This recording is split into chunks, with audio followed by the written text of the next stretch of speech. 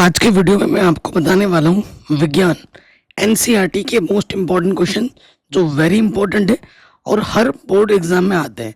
ये जो वीडियो है वो UP board, MP board, Rajasthan board, Uttarakhand board, Bihar board सभी के लिए इम्पॉर्टेंट है। ठीक है, बाकी मैंने सारा कुछ वीडियो लेक्चर्स करा रखा है जिसके लिंक्स मिल जाएंगे डिस्क्रिप्शन में, आप लिस्ट वगैरह चेक कर सकते हैं। और ये नई एनसीईआरटी बुक है, ठीक है, उसी के आधार पर बताऊँगा।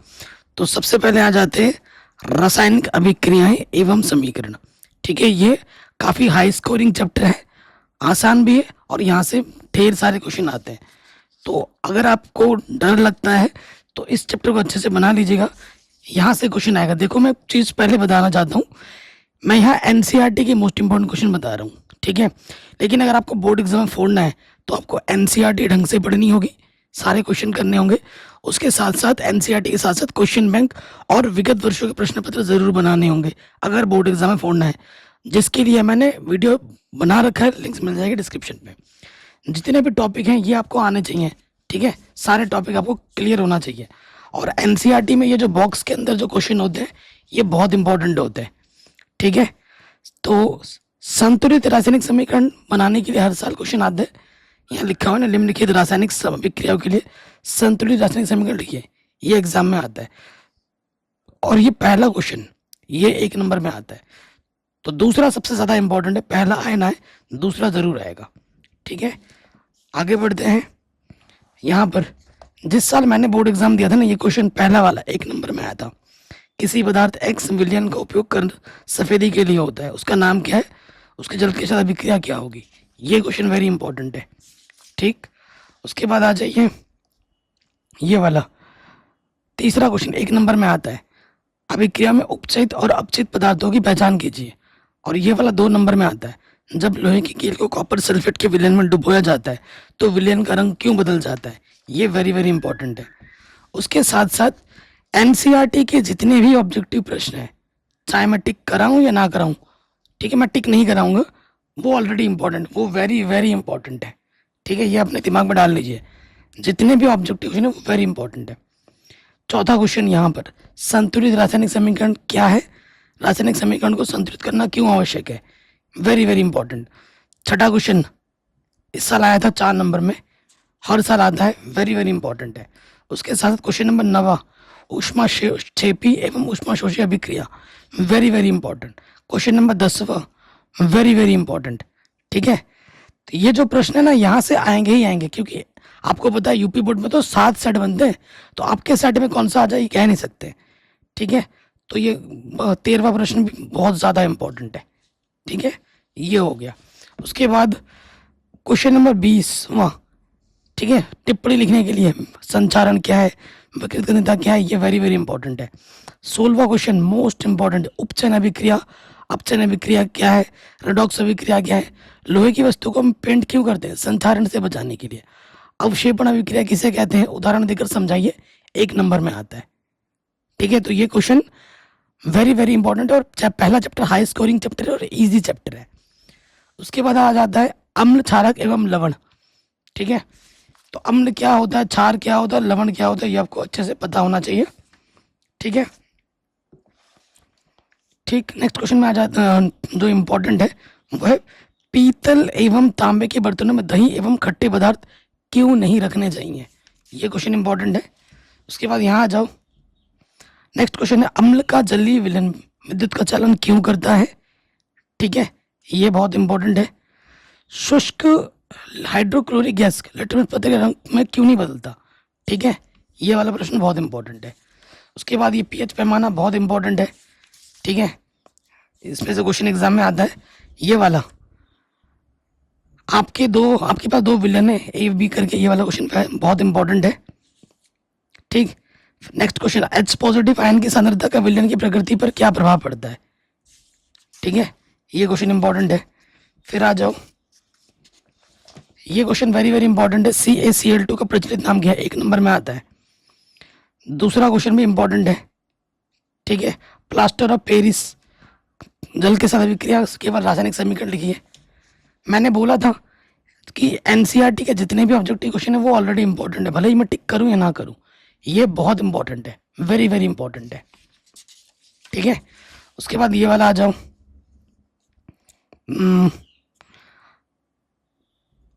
आश्रित जल विद्युत का चालन क्यों करता है, ये वाला क्वेश्चन इंपॉर्टेंट है। ठीक है, और फिर यहाँ पे आ जाओ, ये वाला उदासीनीकरण, वेरी वेरी इंपॉर्टेंट है, हर साल बोर्ड एग्जाम में आता है। उदासीनीकरण अभिक्रिया क्या है, 2 उदाहरण दीजिए। ठीक, उसके बाद धोने का सोडा एवं बेकिंग सोडा के दो उपयोग, ताजे दूध का पीएच मान, ये क्वेश्चन अच्छा है, लेकिन ये उदासीनीकरण ये वेरी वेरी इंपॉर्टेंट है। देखो सारा क्वेश्चन एनसीईआरटी से नहीं आएगा, लेकिन अगर एनसीईआरटी पूरा पढ़ोगे तो बोर्ड एग्जाम में कोई भी क्वेश्चन आप बना सकते हो। ठीक है, एनसीईआरटी के एग्जैक्ट डायरेक्ट क्वेश्चन नहीं आते, जो पैराग्राफ होता है ना वहां से क्वेश्चन बनते हैं, तो उसके लिए आपको एनसीईआरटी पूरी पढ़नी है।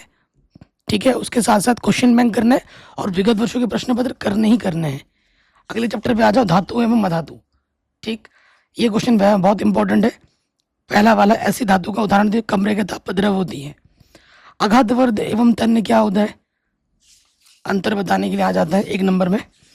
ठीक है, उसके बाद ये जो क्रियाशीलता पर देख रहे हैं ना, ये जो टेबल है इस पर क्वेश्चन आ जाता है एग्जाम में क्रियाशीलता के आधार पर। नेक्स्ट क्वेश्चन है, सोडियम को केरोसिन में डुबोकर क्यों रखा जाता है। ठीक है, दूसरा क्वेश्चन, निम्न केवल रासायनिक समीकरण लिखे, ऐसे क्वेश्चन एग्जाम में आते ही आते हैं। ठीक है, तो ये आपको आना चाहिए, ये वेरी इंपॉर्टेंट है। नेक्स्ट क्वेश्चन है, आयनिक यौगिकों के गलनांक उच्च क्यों होते हैं। ठीक है, ये इलेक्ट्रॉनिक बिंदु संरचना, पहला वाला क्वेश्चन आएगा ही आएगा, इलेक्ट्रॉनिक बिंदु संरचना हर साल एग्जाम में आती है। फिर निष्कर्षण, धातुओं का परिष्करण करने के लिए एक क्वेश्चन एग्जाम में जो हर साल आता है वो है ये वाला, खनिज क्या होता है, अयस्क क्या होता है, गैंग क्या होता है। 1 नंबर में ये वाला आता है, 2 धातु के नाम बताइए जो प्रकृति में मुक्त अवस्था में पाई जाती है, सोना चांदी। ठीक है, ये हो गया। फिर आप आ जाओ, मिश्र धातु क्या होती हैं, कौन सी धातु संचारित नहीं होती हैं। ये 2 प्रश्न अच्छे हैं, इंपॉर्टेंट है। देखो मैं ऑब्जेक्टिव में किसी में भी टिक नहीं कर रहा हूँ क्योंकि सारे ऑब्जेक्टिव इंपॉर्टेंट है। ये वाला क्वेश्चन, उभयधर्मी ऑक्साइड क्या होते हैं, 2 उभयधर्मी ऑक्साइड का उदाहरण दीजिए, वेरी वेरी इंपॉर्टेंट है। ठीक है, 8वां क्वेश्चन वेरी इंपॉर्टेंट है, लोहे को जंग से बचाने के 2 तरीके बताइए, ये इंपॉर्टेंट है। 14वां क्वेश्चन, रासायनिक गुणों के आधार पर धातु एवं अधातु में अंतर स्पष्ट कीजिए, very very very very important है। अगला जो हाई स्कोरिंग चैप्टर है वो है कार्बन एवं उसके यौगिक, वेरी इंपॉर्टेंट चैप्टर है। मैंने सारे चैप्टर पढ़ा रखे हैं, सभी चैप्टर का इंपॉर्टेंट क्वेश्चन भी मैंने ऑलरेडी करा दिया है। पहला क्वेश्चन, कार्बन डाइऑक्साइड इलेक्ट्रॉनिक बिंदु संरचना, वेरी इंपॉर्टेंट है। ठीक है, इलेक्ट्रॉनिक बिंदु संरचना एग्जाम में आएगा ही आएगा, और IUPAC नाम लिखने के लिए एग्जाम में आता ही आता है। ठीक है, ये आपको अच्छे से आना चाहिए। पहला वाला क्वेश्चन, पेंटेन के लिए कितने संरचनात्मक समन्वयों का ये कर सकते हो। दूसरा क्वेश्चन वेरी इंपॉर्टेंट है, कार्बन के 2 गुण, ये बड़े नंबर में आता है। दूसरा question very very very important, दूसरा क्वेश्चन बड़े नंबर में आता है। ठीक है, साइक्लोपेंटेन का सूत्र लिखिए और इलेक्ट्रॉनिक बिंदु संरचना बनाइए। फिर देखो ये 4था क्वेश्चन या 5वां क्वेश्चन, ये वेरी वेरी इंपॉर्टेंट, ये सारे क्वेश्चन इंपॉर्टेंट है। यहाँ से हो सकता है कि ये सारे ही आ जाए आपके एग्जाम में अलग अलग सेट में। ठीक है, बहुत इंपॉर्टेंट है। फिर ये जो प्रतिस्थापन अभिक्रिया किसे कहते हैं, ठीक है, ये बहुत ज़्यादा इंपॉर्टेंट है। संकलन अभिक्रिया प्रतिस्थापन अभिक्रिया में क्या अंतर है, एथेनॉल के क्या गुण है, एथेनॉल के रासायनिक गुणधर्म क्या है, इस पर बेस्ड क्वेश्चन एग्जाम में आते हैं। साबुन क्या है, अपमार्जक क्या है, साबुन की सफाई विधि, ऑक्सीकारक किसे कहते हैं, ये एग्जाम में आता है, ये वाला क्वेश्चन। ठीक है, साबुन की सफाई कार्य की विधि।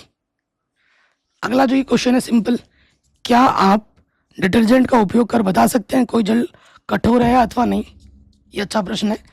ऑब्जेक्टिव ये प्रश्न हर साल एग्जाम में आता है, एथेन C2H6 में कितने सहसंयोजक आबंध है।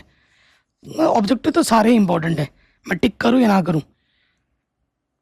5वां क्वेश्चन, इलेक्ट्रॉनिक बिंदु 6ठा क्वेश्चन बड़े नंबर में, very very very very important है। 7वां क्वेश्चन इंपॉर्टेंट है। ठीक है, 9वां क्वेश्चन इंपॉर्टेंट है, वेरी वेरी बड़े नंबर में आता है। ठीक है, हाइड्रोजनीकरण 12वां क्वेश्चन वेरी वेरी इंपॉर्टेंट है। 14वां क्वेश्चन वेरी वेरी इंपॉर्टेंट है, संतृप्त एवं असंतृप्त हर साल एग्जाम में आएगा। और 15वीं वेरी वेरी इंपॉर्टेंट है, साबुन की सफाई कार्यविधि। ठीक है, मैं जो बता रहा हूँ ना ये छाट छाट के लेके आया हूँ, वेरी इंपॉर्टेंट है, और नई एनसीईआरटी बुक से ही टिक करा रहा हूँ। और सारा कुछ जो बता रहा हूँ वो मैंने पहले ही पढ़ा रखा है, करा रखा है। पूरी एनसीईआरटी वीडियो अलग से बना रखी है और इंपॉर्टेंट क्वेश्चंस की वीडियो भी मैंने अलग से बना रखी है। ठीक है, तो ये क्वेश्चन, कोई वस्तु सजीव है कैसे पता लगाएंगे, ठीक। स्वपोषी पोषण विषम पोषी पोषण में क्या अंतर है? मनुष्यों में, ये वाला चित्र एग्जाम में आ जाता है पाचन तंत्र का, ये आपको बनाना आना चाहिए। ठीक है, ये क्वेश्चन इंपॉर्टेंट है। स्वपोषी पोषण एवं विषम पोषी पोषण में क्या अंतर है? बायोलॉजी के एनसीईआरटी के प्रश्न ज्यादा इंपॉर्टेंट होते हैं, मैं पहले बता रहा हूँ। अब हमारे आमाशय की अम्ल की क्या भूमिका है? पाचक एंजाइमों को क्या कार्य है?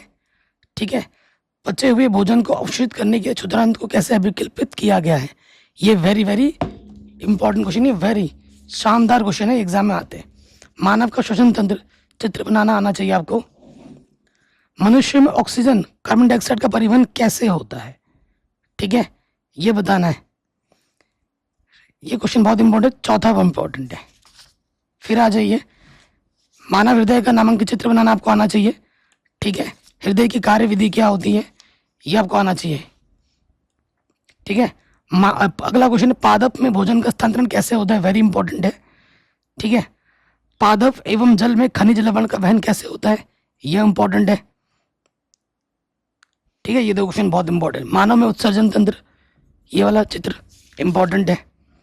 ठीक है, फिर आ जाओ, ये डायलिसिस का दे रखा है, डायलिसिस को अपवहन कहते हैं हिंदी में। ये इसका चित्र बनाने के लिए आता है। नेफ्रॉन की रचना और क्रियाविधि हर साल एग्जाम में आ जाता है।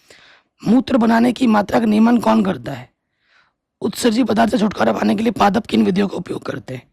ये तीनों प्रश्न आसान है और इंपॉर्टेंट है। देखो, ऑब्जेक्टिव में किसी में टिक नहीं कर रहा हूँ क्योंकि सारे ही इंपॉर्टेंट है। अगला प्रश्न, क्योंकि ये चैप्टर हाई स्कोरिंग चैप्टर है ये वाला, और ये सारे प्रश्न इंपॉर्टेंट है। हमारे शरीर में वसा का पाचन कैसे होता है? भोजन में लार की क्या भूमिका है? ये जितने भी प्रश्न है सारे इंपॉर्टेंट है। वायवीय और अवायवीय श्वसन में क्या अंतर है? ठीक है, बहुत इंपॉर्टेंट है।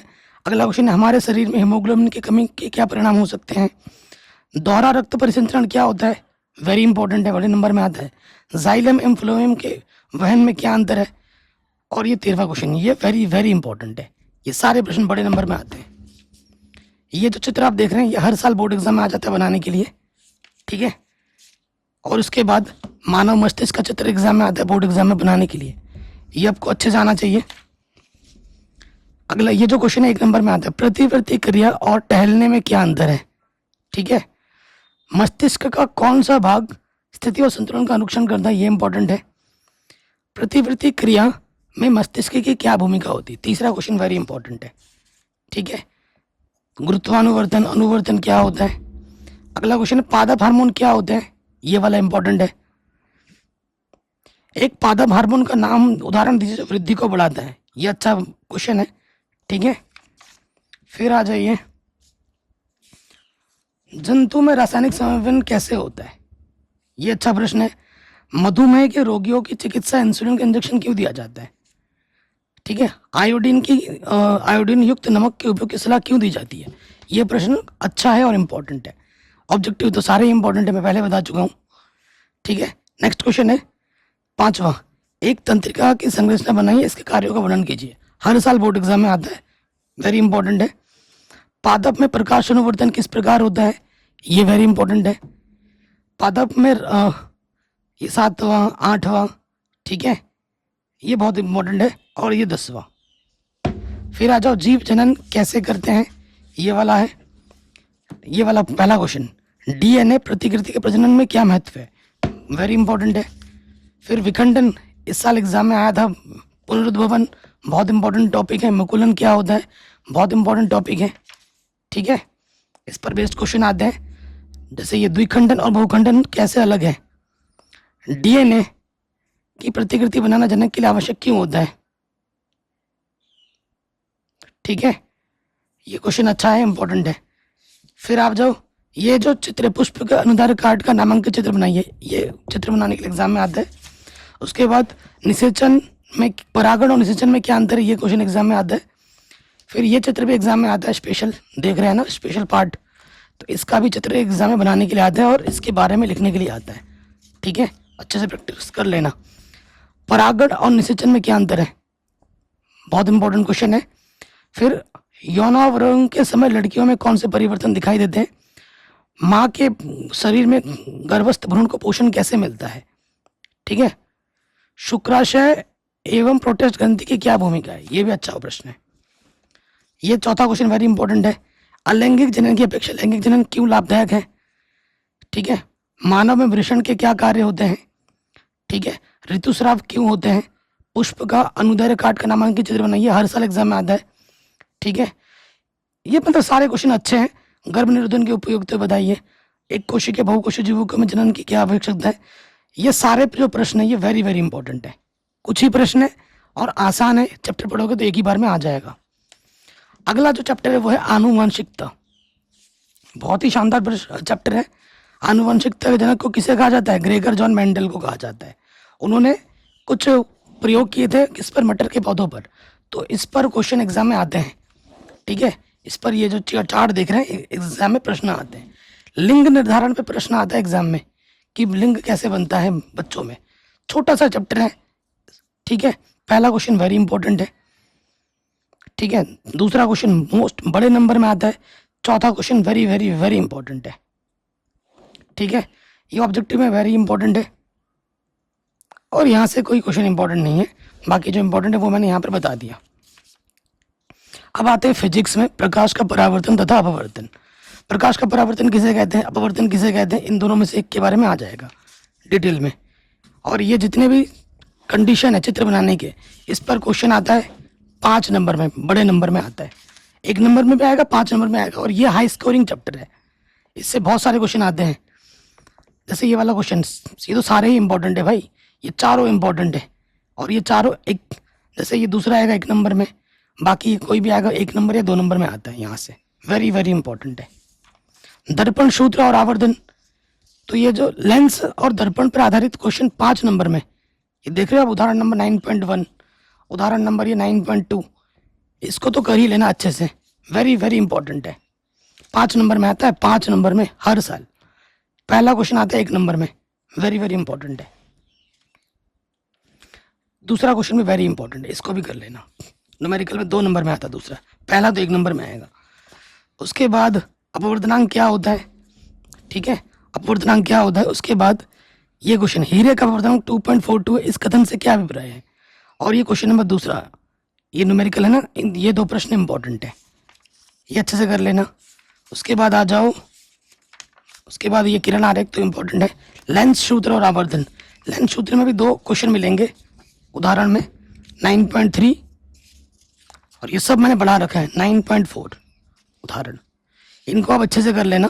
फिर लेंस की क्षमता किसे कहते हैं, लेंस की क्षमता का मात्रक क्या होता है, इस पर आधारित प्रश्न।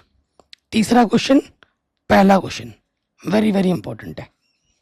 ठीक, उसके बाद न्यूमेरिकल है इसमें बस। ठीक है, ये जितने भी है सारे न्यूमेरिकल है, और न्यूमेरिकल 5 नंबर में आएगा ही आएगा। जैसे ये 10वां क्वेश्चन वेरी इंपॉर्टेंट है, सारे एक जैसे न्यूमेरिकल है।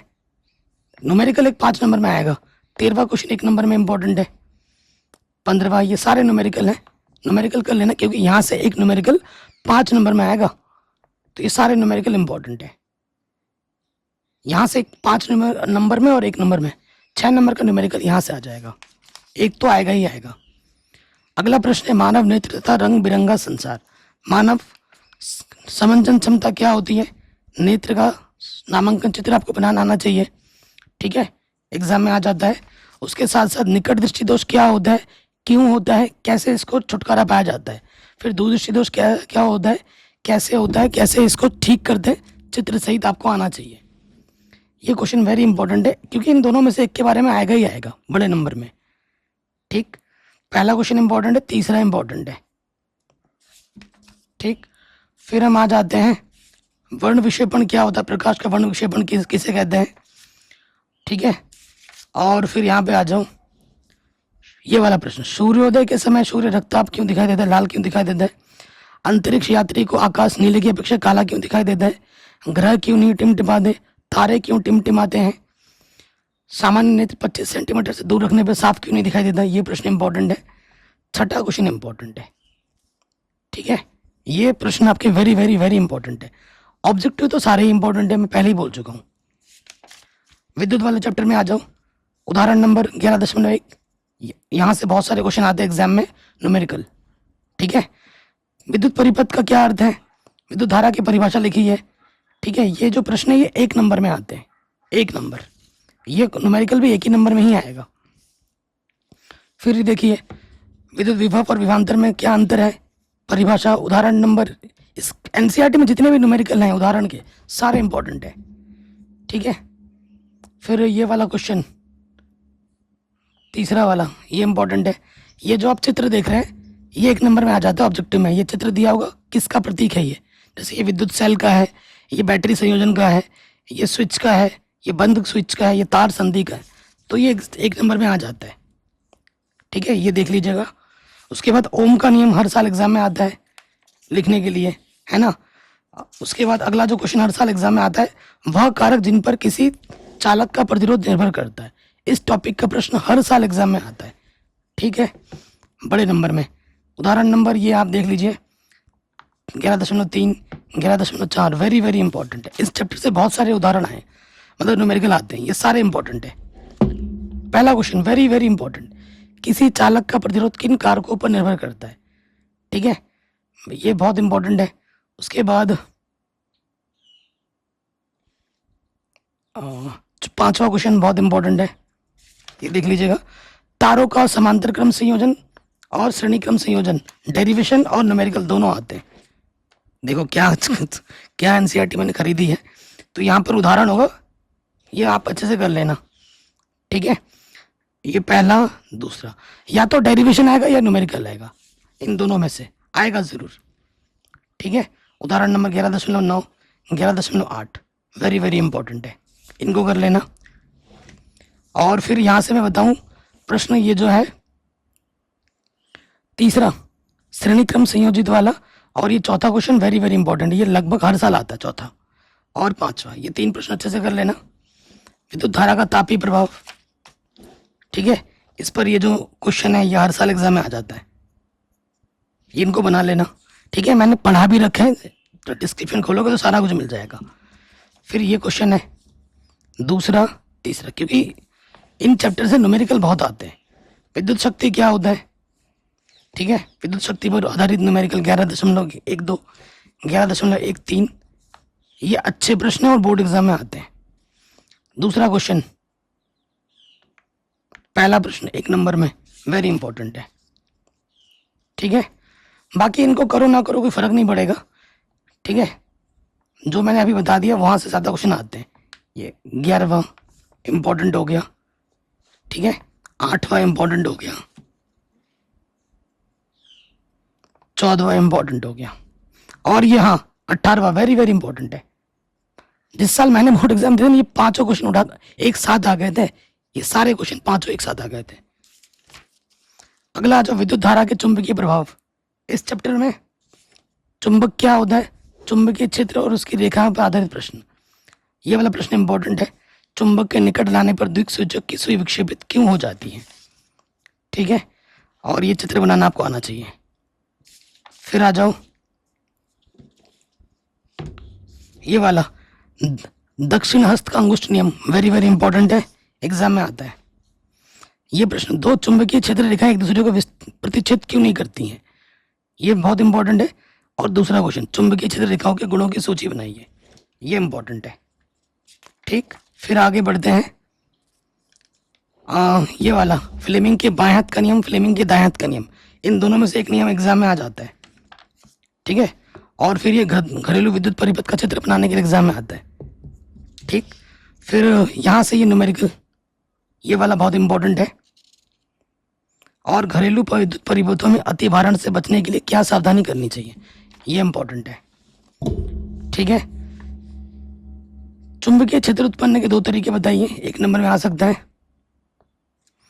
किसी चुंबकीय क्षेत्र में विद्युत धारा व चालक पर आरोपित बल कब अधिकतम होता है, किसी विद्युत परिपथ में लघुपतन कब होता है, ये वेरी वेरी इंपॉर्टेंट है। 9वां क्वेश्चन, भू संपर्क तार क्या है, कार्य होता है, ये वाला प्रश्न वेरी वेरी इंपॉर्टेंट है, इनको आप अच्छे से बना लेना। छाट के ही बता रहा हूँ, अगर मेरी बातों विश्वास नहीं है, जो स्कूल टीचर आपके साइंस पढ़ाते हैं, कोचिंग में पढ़ते हो या कहीं पे भी पढ़ते हो, उनको दिखाना कि ये सर इंपॉर्टेंट है या नहीं है। अगर वो बोलते कि ना इंपॉर्टेंट नहीं है तो मैं फिर पढ़ाना छोड़ दूंगा, ठीक है। लेकिन मेरे पे अगर थोड़ा सा भी विश्वास है, मैं आपको दोस्त मानता हूँ, अपना भाई मानता हूँ, प्लीज़ पढ़ लेना आप, यहाँ से ज़रूर आएगा। नेक्स्ट क्वेश्चन, सेकंड वाला, पारितंत्र में अपमार्जकों की क्या भूमिका है, और ये पहला क्वेश्चन, ये 2 क्वेश्चन वेरी इंपॉर्टेंट है। ओजोन क्या होता है, ओजोन कैसे बनता है, ये क्वेश्चन एग्जाम में आ जाता है, ये वाला। ठीक है, कचरे को हम कैसे प्रबंधन कर सकते हैं, पहला क्वेश्चन। क्या कारण है कुछ पदार्थ जैव निम्नीकरण होते हैं तो कुछ अजैव निम्नीकरण, बहुत शानदार है। दो ऐसे तरीके सुझाइए जिनमें जैव निम्नीकरण पदार्थ पर्यावरण को प्रभावित करते हैं। तो ये अच्छे प्रश्न है, ये चैप्टर बहुत आसान है, एक बार पढ़ोगे क्वेश्चन रटना भी नहीं पड़ेगा, अपने आप दिमाग में छप जाता है। पहला क्वेश्चन, ओजोन क्या है, वेरी इंपॉर्टेंट क्वेश्चन है। यह किसी पारितंत्र को किस प्रकार प्रभावित करता है, और ये कचरा कैसे निपटा सकते हो, triple R R R R R एक नियम है ना, वो क्या होता है, वो भी एग्जाम में आ जाता है। ये वाला प्रश्न अच्छा प्रश्न है, क्या होगा यदि हम एक पोषक स्तर को मार दें पूरा। ठीक है, नवा क्वेश्चन वेरी इंपॉर्टेंट है, सातवां क्वेश्चन वेरी इंपॉर्टेंट है। ठीक है, तो इस तरीके से हमने पूरे एनसीईआरटी के मोस्ट इंपॉर्टेंट क्वेश्चन आपको बता दिए। मैंने पूरी एनसीईआरटी ऑलरेडी पढ़ा रखी है, चैप्टर वाइज एक्सप्लेनेशन करा रखा है, चैप्टर वाइज इंपॉर्टेंट क्वेश्चन बना रखे हैं, मॉडल पेपर वगैरह सब पढ़ा रखा है, विज्ञान भी और गणित भी। चैनल पे जाके देखिए और वीडियो को हर जगह शेयर जरूर कीजिए।